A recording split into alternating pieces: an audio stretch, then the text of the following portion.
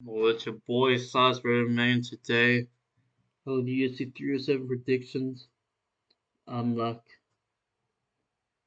as late to this as anyone could ever be, and it's my fault.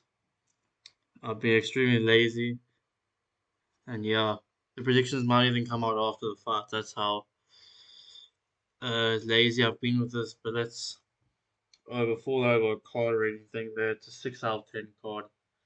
The fights are good, but it just hasn't been any hype this week. Like I've only watched like one episode of Embedded, so like I'm not really halfway, but obviously I'm gonna watch all the fights. So first, Stephen Thompson versus uh,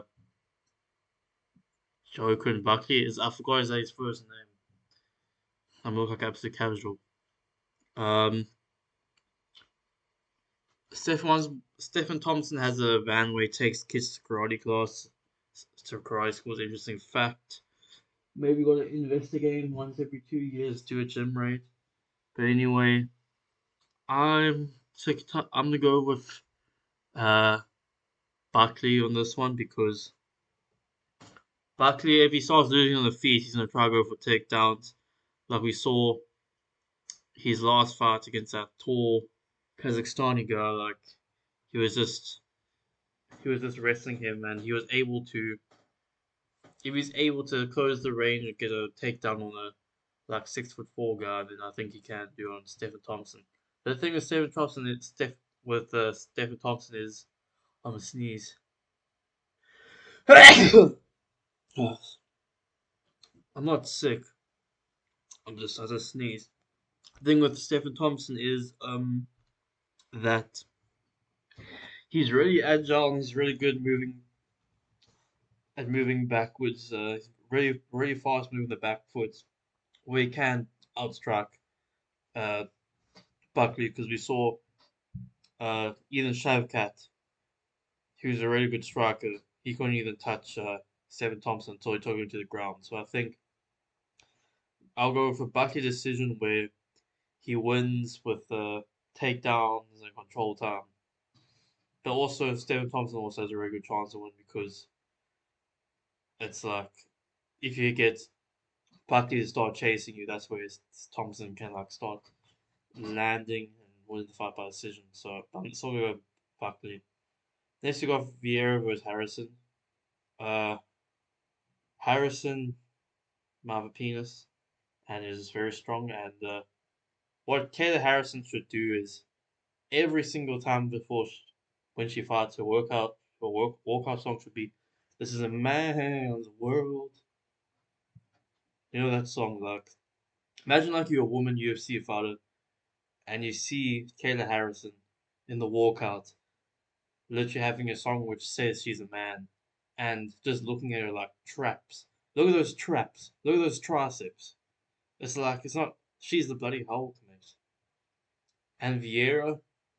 Sorry, I don't know anything about you at all, but I know Kayla Harrison is built a little bit different from the average female. And yeah, there's no shame as a woman or even as a man to get the absolute shit beat out of you from Kayla Harrison. So I'm gonna go with Kay Harrison decision where she just like judo trips this girl 20,000 times. Next, Kevin Holland versus Roman Dolidze. I don't know why I put Roman Dolidze used to be 300 pounds. It's not true. But anyway, I guess he used to be 300 pounds. Um, I'm gonna go with Kevin Holland on this one because Roman Dolidze, I feel like he'll struggle against a long, lanky striker, and Roman Dolidze kind of fights like an NPC, and I feel like a long, rangy striker who has some pop in his shots is a bad matchup for like an NPC fighter style Roman Dolidze. Also, Kevin Holland has good grappling. Um, he's gone submissions to UFC. He submitted who's that Michael Chiesa, things like that. I forgot the other fights where he's like gotten submissions and won through ground, but he has good ground. He has a good ground game. That's probably one of his strengths in his game. And he has, I feel like, long range striking where he can keep Roman Dolidze uh, from his reach, and he can, and also the ground. Like if Dolidze tries to take him down, Kevin Hahn can get back up or make it close on the ground with Dolidze. I'm gonna go for Kevin Hahn decision. Next, Jose Aldo versus Mario Bautista. Batista. I wish Jose Aldo would have fought Dominic Cruz or Henry Cejudo, like guys who he was in the same generation, kind of like. That would be a big fight.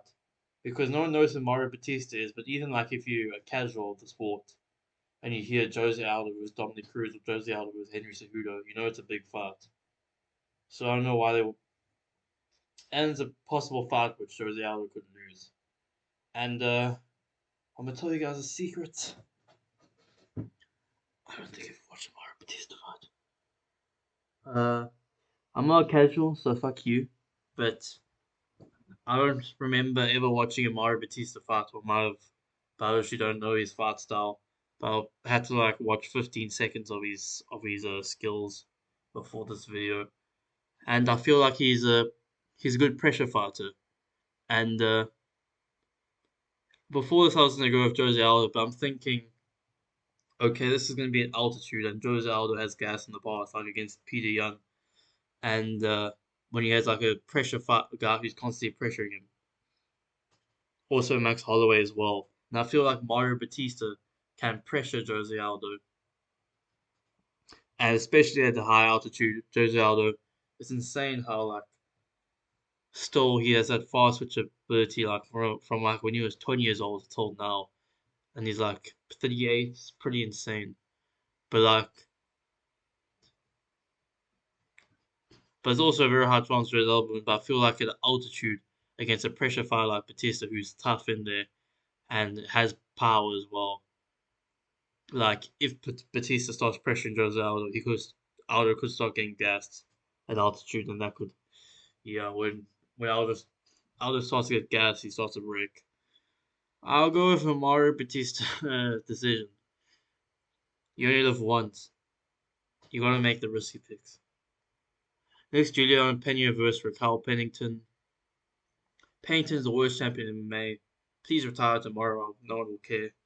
And and Julian Pena actually has the GOAT of women's MMA on her resume, which is pretty insane. And she's kind of entertaining, like when she tries to trash talk and stuff. So you can't really knock Julian Pena. She's at least trying, even though she fights like a retard. But yeah, I'll just go Julian Pena. Why not? Don't know. Doesn't matter who wins this fight. Nothing changes in the world, no matter the result of this fight. Next, Ice Pereira versus Khalil Roundtree. Khalil Roundtree used to be 300 pounds, which is pretty insane. And now he's gonna fight for the belt. Also, Jared Cannonier used to be a very fat like video game addict. Same as Khalil Roundtree. For some reason, there's a lot of black UFC fighters who used to be like overweight and then started training MMA, and now they're in the UFC for some reason. I don't know why, but it's a pattern I've noticed. And Alex Pereira has fought well when he fights as Saturday unless he breaks his toe before the fight and he gets pulled out. He would have fought 10 times since Stipe Miocic's last fought. So that just shows how much of a fraud, how much how badly Tom Aspinall's gotten robbed. And yeah, I'm gonna go for a very risky pick. I'm gonna go Khalil Roundtree, man. Um, I, Khalil Roundtree is very explosive, can blitz really well, and Pereira sometimes guards aloof. And I see even if Khalil's losing the fight, he always has a chance. They could catch something with Pereira. I feel like he can catch Pereira, and then Pereira is not going to get like knocked out, but he's going to start wobbling, and then if he start wobbling against Khalil Roundtree, he's just going to absolutely explode, and he's going to like run you over like a train. And yeah, also Khalil Roundtree has like good when he throws his left hook, he can make it in. He can throw like a left hook, but also make it overhand, and also from both stances he can do that. And I feel like I can catch Pereira. Also, if I was Khalil, I'll try and go for takedowns, at least fake takedowns, because we saw against Yuri Prohaska. Yuri Prohaska was faking the takedown and then landing an uppercut. Off faked the takedown on Pereira and landed the uppercut, and then he's like he couldn't block the uppercut. So I feel like feints work against Pereira, especially when he has a loose guard, and I feel like Khalil Roundtree will do it. Also, Khalil can check leg kicks really well because he has that Muay Thai stance. So I don't feel like the leg kicks will be a problem, and I feel like if it's just like strictly boxing, uh, Khalil kind of has an advantage. And we'll see Saturday. We'll see on Saturday. I might be the biggest dumbass in the world, or I might become the biggest prospect in MMA YouTube from this prediction. And yeah, cheers, your boy Salisbury MMA. And yeah, I'm out.